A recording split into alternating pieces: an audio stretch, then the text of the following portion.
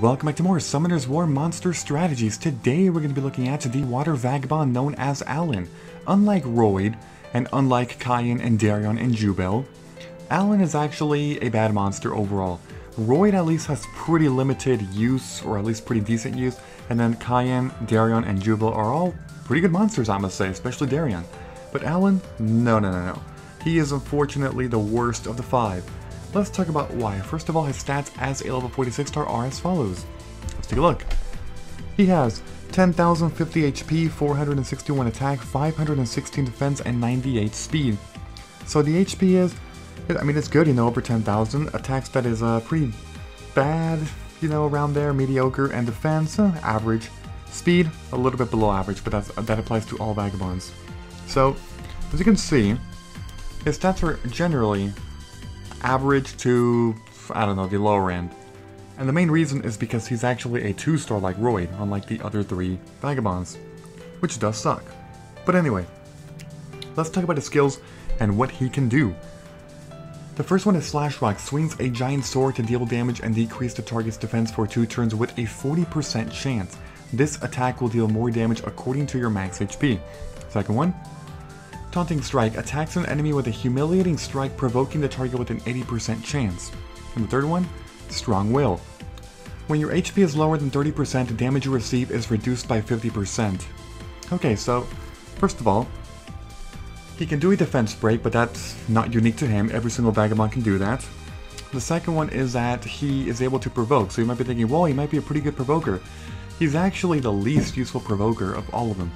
And the main reason is because he only has one skill, his second skill. And Cayenne, I believe, has 2 skills, and then Jubel is able to actually have multiple skills that, or not multiple, well, one skill that can just be pretty much used infinitely over and over again because of his passive.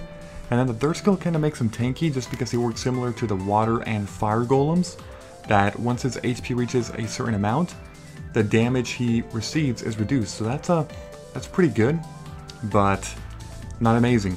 The problem is that his utility is just not good because he is limited in what he can do.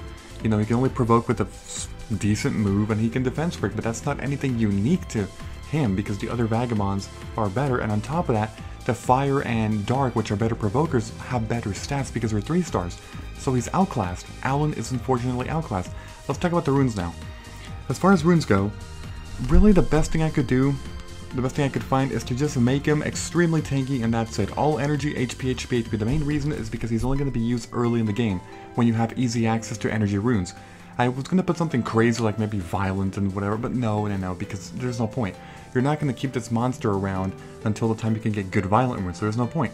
Instead, make him as tanky as possible, so he can provoke, and I guess be a tank, very early in the game.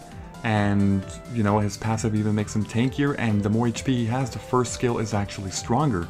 So, it makes sense to just do all HP, but there really isn't much else to talk about. In terms of substats, you could give him a bit of speed, but mostly HP and some accuracy, I would say, but that's it. So, that is pretty much all I can say about Alan. Like I said, he's the worst of the 5 Vagabonds, the worst, no doubt, and it's unfortunate. So, if you have any rune recommendations, go ahead and leave a comment. But yeah, if you agree or disagree, it's fine.